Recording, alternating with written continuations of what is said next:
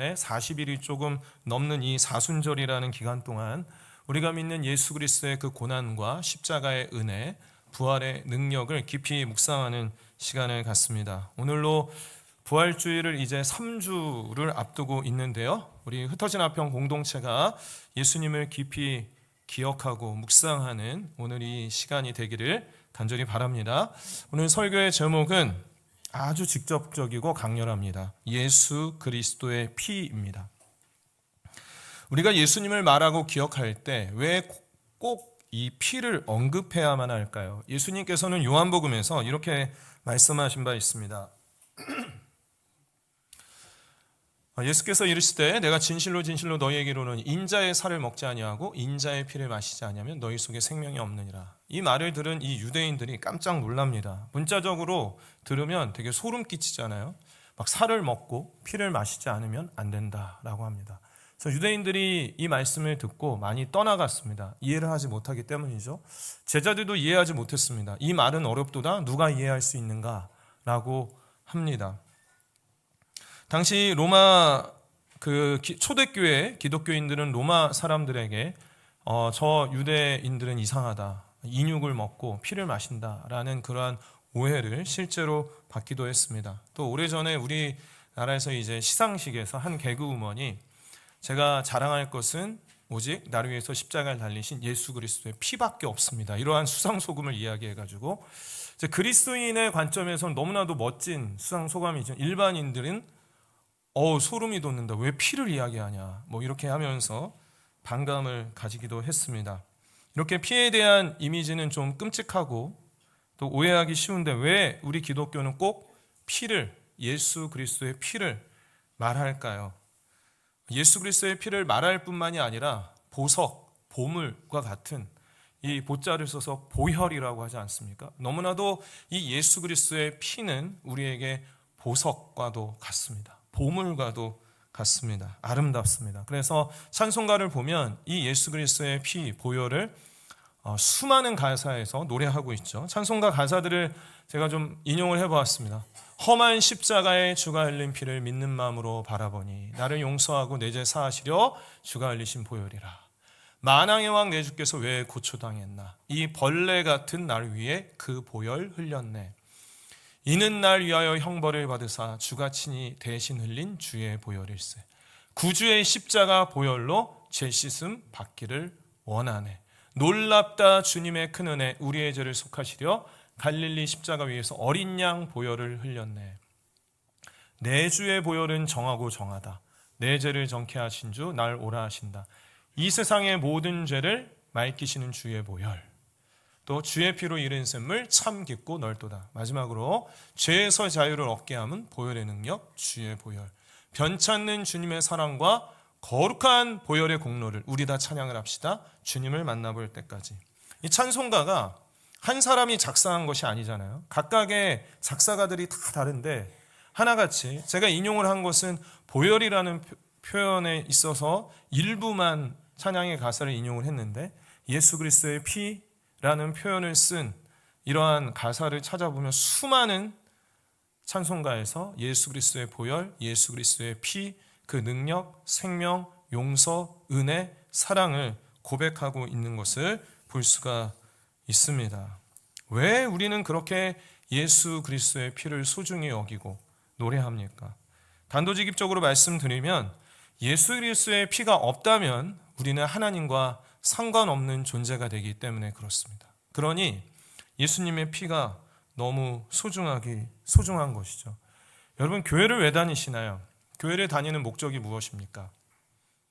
교회를 다니는 것이 혹시나 내가 벌 받을까 봐 하는 그 두려움이나 아니면 내가 진짜 성공하고 복 받고 싶다라는 그 욕심 때문이라면 우리는 다른 헛된 종교와 다를 바가 없게 되는 것입니다. 대부분의 헛된 종교의 메커니즘이 그 종교에서 사람들의 그 욕심과 두려움을 자극해서 그 앞에 매이도록 하고 있기 때문에 그렇습니다. 우리가 하나님을 믿는 이유, 교회에 다니는 이유는 우리가 두려움이나 아니면 욕심 때문이 아닙니다. 예수 그리스도의 은혜 때문이죠. 하나님과의 관계가 회복이 되어 내가 진짜 어떠한 존재인지를 알고 하나님의 은혜를 깨달은 자로서 이 세상 가운데 참된 행복과 만족과 기쁨을 누리는 삶을 살아가는 것이 우리가 교회에 다니고 신앙생활하는 이유입니다. 성경은 하나님의 관계를 아빠 자녀라고 하거나 종과 주인 혹은 신랑과 신부, 친구 이러한 관계로 표현을 하고 있는데 우리가 하나님과의 관계는 관념적인 것이 아니라 아주 실제적인 것이요. 너무나도 중요한데 이 관계를 맺어주는 것이 예수 그리스도의 피입니다. 그런데 언제 우리가 하나님과의 관계가 깨어졌습니까? 하나님께서 이 세상을 인간이 살아가기에 너무나도 좋은 환경을 다 만들어 놓으시고 사람에게 생육하고 번성하고 땅에 충만하고 이 세상의 모든 것들을 다스리라고 이 세상을 주셨습니다. 그런데 하나님께서 동산 중앙에 있는 이 선악과를 만들어 놓고 이 선악과를 따먹으면 정령 죽게 될 것이다라고 하셨죠. 그 선악과는 인간을 괴롭히기 위한 것이 아니었습니다.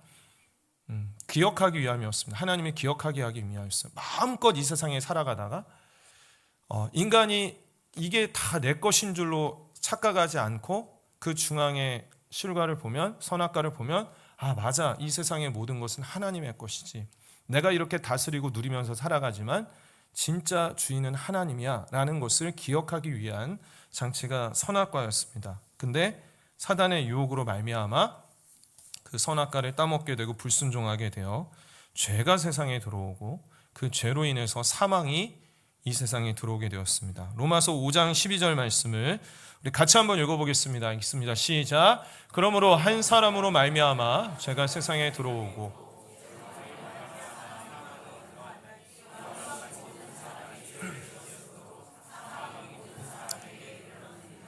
그렇습니다. 이 한 사람 아담의 범죄로 말미암아 죄가 이 세상에 들어오게 되고 죄로 인하여 다 사망 가운데 이르게 되었습니다. 그래서 온 인류가 죄인인 채로 이 땅에 태어나게 되고 원래 우리가 하나님 처음에 지음 받았을 때는 하나님 중심이었던 우리가 나 중심, 자기 중심이 되었어요. 죄는 자기 중심성이라고 할 수가 있습니다. 그래서 하나님 뜻, 하나님 계획보다 내 뜻, 내 계획을 앞세우는 게 죄예요. 그래서 우리가 하는 게 다 죄가 될 수밖에 없죠. 우리는 우리 중심으로 생각하기 때문에 그렇습니다. 근데 이 죽음을 극복할 수 있는, 스스로 극복할 수 있는 방법은 우리에게 전혀 없습니다. 행복하고 싶어서 좀 의미 있는 삶을 살고 싶어서 아무리 몸부림을 쳐도 선행을 하고 헛된 종교를 따르기도 하고 명상을 하기도 하고 의지를 또 다지고 다져도 고행을 해도 소용이 없습니다. 이 죄와 사망에서 건짐을 받을 수 있는 길은 전혀 없습니다. 가능성이 전혀 없습니다. 이런 우리를 하나님께서 하나님의 은혜와 사랑으로 말미암아 그냥 내버려 두지 않으셨어요. 그래서 우리의 죄를 사하시고 사망에서 건짐을 받아 생명을 받게 되는, 생명을 얻게 되는 그 법을 정해 주셨습니다. 그 법이 무엇인가 하면 레위기 17장 11절 말씀인데요. 너무 중요한 말씀인데 우리 노란색으로 표시된 말씀만 같이 한번 읽겠습니다. 시작.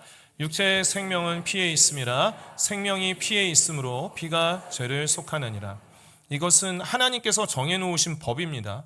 첫 번째 법은 육체의 생명은 피에 있다. 그리고 생명이 피에 있으므로 피가 죄를 속한다. 그러니까 죄를 속하기 위해서는 피를 흘려야만 한다라는 이 법을 하나님께서 정해 놓으셨습니다. 이 두 가지가 너무 중요합니다. 첫 번째는 육체의 생명은 피에 있다.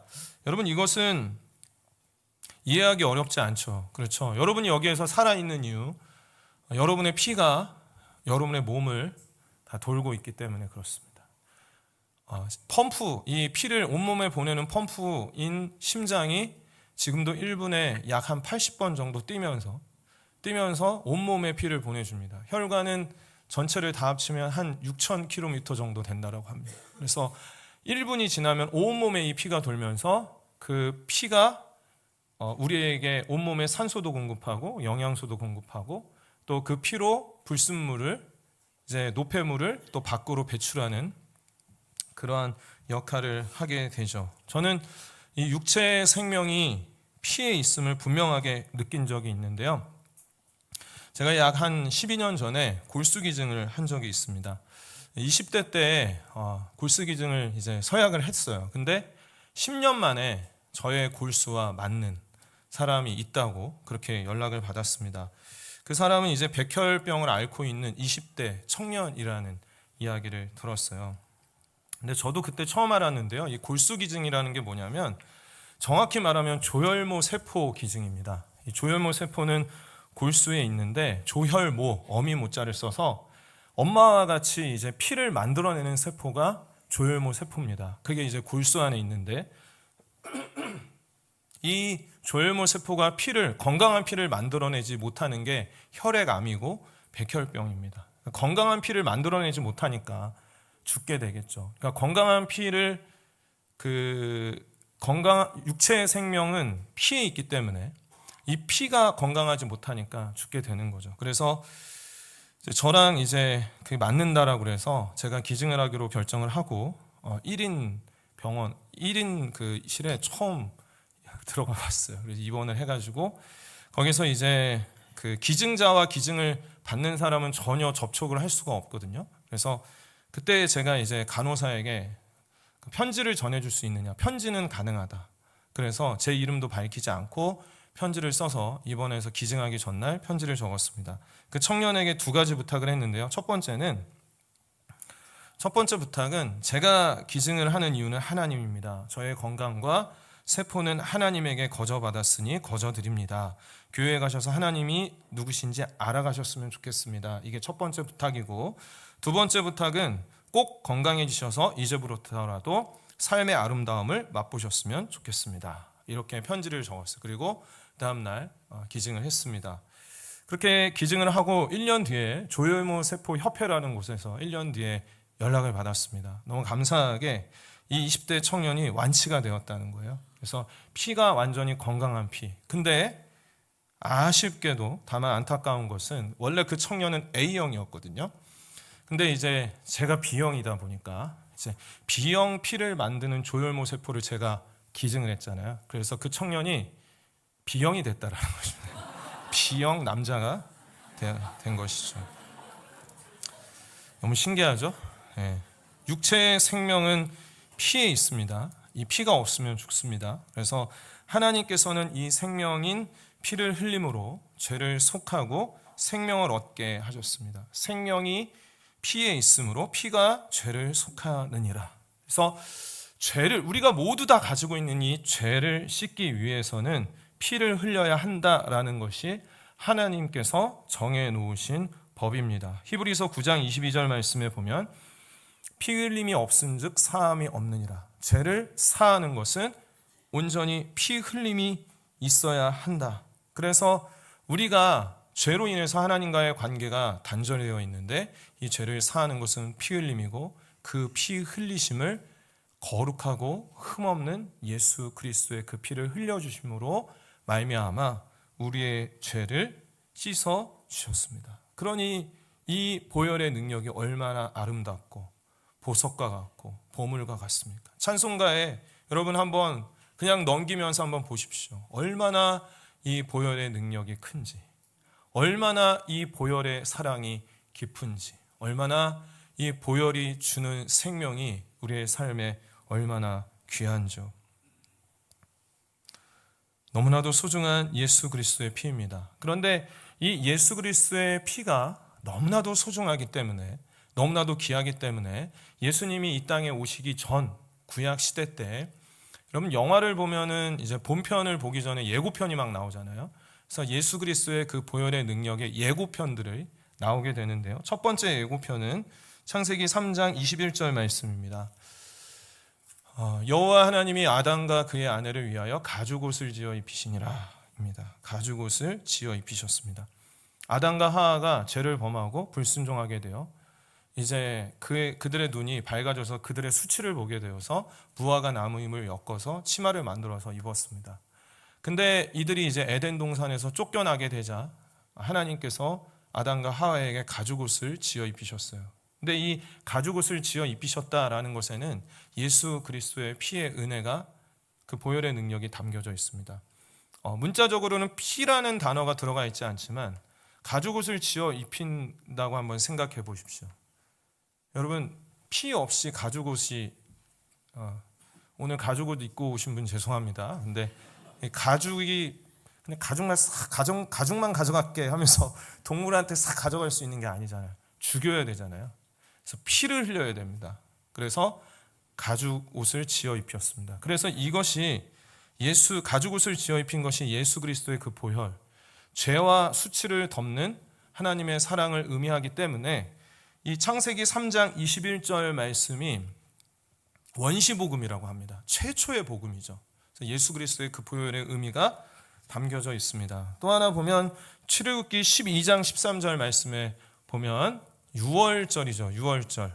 이때가 이제 400년 동안이나 이스라엘 백성들이 종살이를 하고 너무 고통스러워하기 때문에 하나님께서 출애굽을 시켜주실 때, 그때 이제 바로에게 애굽에 재앙을 내리는데 바로의 마음이 너무 강폭한 나머지 계속 보내겠다, 아니다, 번복해서 10번의 재앙을 받게 되죠. 근데 마지막 재앙이 장자의 죽음의 재앙이었고, 애굽에서 첫 번째 난 것은 가축조차도 다 죽였습니다, 하나님께서. 근데 그때 이스라엘 백성들, 애굽에서 살고 있는 이스라엘 백성들은 그 장자를 죽이지 않을 때 어떻게 표시를 했냐면 그 어린 양의 피를 가지고 문설주 문에다가 이렇게 바릅니다. 그러면 그것을 보고 넘어간다는 것이죠. 그 다음에 이 때를 기억하는 그 명절이, 유대인의 명절이 유월절이고, 유월절은 영어로 패스오버입니다. 넘어간다라는 것입니다. 죽음에서 넘어갑니다. 무엇 때문에요? 그 어린 양의 피 때문에. 그래서 우리가 예수님을 어린 양의 피, 이러한 표현을 쓰는 게 바로 이 유월절에서부터 유래가 된 것입니다. 왜 꼭 어린 양이어야만 될까? 이렇게 생각할 수 있는 게 아니라 거기에서 이제 이것도 예수 그리스도의 그 피의 은혜의 예고편이라고 할 수 있죠. 또 하나 찾아보면 이 출애굽을 하고 나서 지성소에 보관하는 언약궤를 하나님이 만들라고 하시는데요. 사진을 보시면 언약궤의 모습이 우리가 아는 가마와 같습니다. 근데 이 언약궤가 뚜껑이 있습니다. 그 뚜껑이 있고 위에 그룹 천사의 모양이 있고, 뚜껑을 속죄소라고 하는데 이 뚜껑을 열면 세 가지가 들어가 있죠. 히브리서 9장 4절 말씀에 보면 이제 만나를 담은 금항아리, 아론의 쌍난 지팡이, 언약의 돌판들, 이제 두 개잖아요. 돌판이, 그 십계명이. 그래서 이 돌판들이 들어가 있는데 이 세 가지 물품은 무엇을 상징하는가 하면 인간의 죄와 불순종을, 반역을 상징을 합니다. 만나는 하나님이 내려주신, 매일매일마다 내려주는 은혜인데 불평했지 않습니까? 그리고 아론의 쌍난 지팡이는 아론을 이스라엘의 지도자로 세우셨는데 고라 자손들이 반역을 했어요. 그래서 이 아론의 다른 지파의 리더들은 그 아무 일이 일어나지 않았는데 그 아론의 지팡이에만 싹이 나게 하셨죠. 지팡이는 생명이 없는데, 그래서 이 아론의 쌍난 지팡이는 이스라엘 백성들의 반역, 불순종을 의미하고, 또 돌판은 그 돌판을 가지러 갔을 때 밑에서 금송아지 만들었잖아요. 우상 숭배, 이러한 죄악들을 나타내는 이 세 가지 물품을 그 언약궤 안에 넣게 했고, 그 위에를 뭐로 덮느냐? 속죄소로 덮습니다. 근데 이 속죄소 위에다가 송아지의 피를 뿌리면서 제사를 드립니다. 이것은 무슨 의미를 상징하냐면 그 안에 있는 인간의 불순종과 죄악과 우상 숭배를 그 예수 그리스도의 피로 말미암아 덮어주시고 예수 그리스도의 피로 깨끗게 하신다라는 의미가 이 언약궤에 담겨져 있는 것이죠. 그리고 그 이후에도 계속해서 송아지, 염소를 잡아서 피를 흘리게 함으로 이제 제사를 드립니다. 원래는 우리가 죽어야 되는데 그 동물을 죽여서 피를 흘리게 해서 죄를 사합니다. 그러나 반복할 수밖에 없어요. 완전한 피가 아니기 때문에, 완전한 제사가 될 수 없기 때문에 그렇습니다. 그래서 이제는 예수님께서 직접 오신 것이죠. 2000년 전에 이 땅에 오셨습니다. 예수님이 이 땅에 오신 목적은 단 한 가지였어요. 마가복음 10장 45절 말씀 같이 읽겠습니다. 시작. 인자가 온 것은 섬김을 받으려 함이 아니라 도리어 섬기려 하고 자기 목숨을 많은 사람의 대속물로 주려 함이니라. 아멘.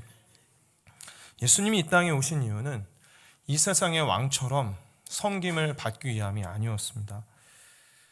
예수님은 화려한 궁전이 아닌 마구간에 그리고 구유에 누이셨습니다. 병자와 창녀와 세리들, 이 상처받고 고통받는 인생들을 만나시고 그들의 손을 대시고 그들을 고쳐주셨습니다. 어린 나귀를 타고 초라하게 예루살렘 성에 입성하셨는데 사람들이 손가락질하고 침뱉고 비방하고 조롱하고 그렇게 채찍질해도 예수님은 계속 십자가로 가셨습니다. 그 십자가에서 피 흘림만이 우리를 살릴 수 있는 유일한 길이기 때문에 그렇습니다. 혹은 이러한 생각도 할 수 있어요. 아니 그냥 피 흘리는 거 없이 그냥 죄 용서할게, 없던 걸로 할게, 이렇게 하면 되는 것 아닌가, 이런 생각도 할 수 있지만 하나님은 공의의 하나님이시기 때문에 하나님이 정해놓으신 법은 반드시 지키십니다. 그래서 예수님이 이 땅에 오셔야 했고 예수님이 이 땅에 오심으로 말미암아 하나님이 지으신 그 인간의 손에 피 흘려 죽으셨습니다. 왜 그렇습니까? 이사야 53장 5절과 6절은 그가 찔림은 우리의 허물 때문이요 그가 상함은 우리의 죄악 때문이라. 그가 징계를 받음으로 우리는 평화를 누리고 그가 채찍에 맞음으로 우리는 나음을 받았도다. 우리는 다 양 같아서 그릇 행하여 각기 제 길로 갔거늘 여호와께서는 우리 모두의 죄악을 그에게 담당시키셨도다. 육체의 생명은 피에 있느니라. 육체의 생명이 피에 있으므로 피를 흘림으로 죄를 사한다라는 하나님께서 정해놓으신 이 유일한 길을 예수님께서 걸어가시고 우리에게 목숨 주시기 위해서 찔리시고 상하시고 십자가에 달려 죽어 주셨죠. 그래서 완전한 제사를 드려주셨습니다. 오늘 본문 말씀의 12절 말씀이 그것을 의미하고 있는 것이죠. 염소와 송아지의 피로 하지 아니하고, 이건 예고편입니다. 오직 자기의 피로 영원한 속죄를 이루사 단번에 성소에 들어가셨느니라. 그래서 예수님께서는 우리를 향한 그 사랑을 피 흘려주시고 죽어주심으로 분명히 보여주셨어요. 여러분, 우리가 자격이 있어서 그렇게 예수님께서 십자가에 달리신 것일까요? 우리는 자격이 없습니다. 아무런 자격도 없습니다. 우리가 어떠한 조건을 만족시켰으니 그래 내가 상으로 줄게라는 식으로 주신 것이 아닙니다. 우리가 어떠한 대가를 치르지도 않았습니다. 어떠한 것도 우리가 한 것이 없습니다. 그런데 예수님께서 그저 은혜로, 선물로, 사랑으로 우리를 위해서 이 땅에 오신 것입니다. 그리고 피 흘려 주셔서 그 피의 흘리심으로 우리의 죄를 다 씻어주시고 생명을 허락하여 주셨어요. 그러니 여러분, 예수 그리스도의 피가 얼마나 보배로운 피입니까? 얼마나 우리의 삶에 능력이 됩니까? 우리가 그 피를 의지해서 예배할 수 있는 것입니다. 그 피의 공로로 말미암아 하나님과의 관계가 회복이 됩니다. 우리의 삶에 그 어떠한 절망이 있다 할지라도, 우리의 삶에 정말 죽을 것 같은 그러한 어려움이 있더라도 예수 그리스도의 그 보혈의 피, 나의 죄를 사해 주시고 나를 다시 일으키시고 나에게 생명 주시기 위해서 흘려주신 그 보혈을 의지하고 기억한다면 우리의 삶은 언제라도 회복될 수 있고 은혜 가운데 나아갈 수 있는 줄을 믿습니다. 예수 그리스도의 그 피는 우리의 더럽고 추악한 우리의 죄와 하나님의 크고 놀라운 사랑이 만나는 곳입니다. 우리 예수 그리스도의 피, 곧 그 보혈을 찬양하기를 원합니다.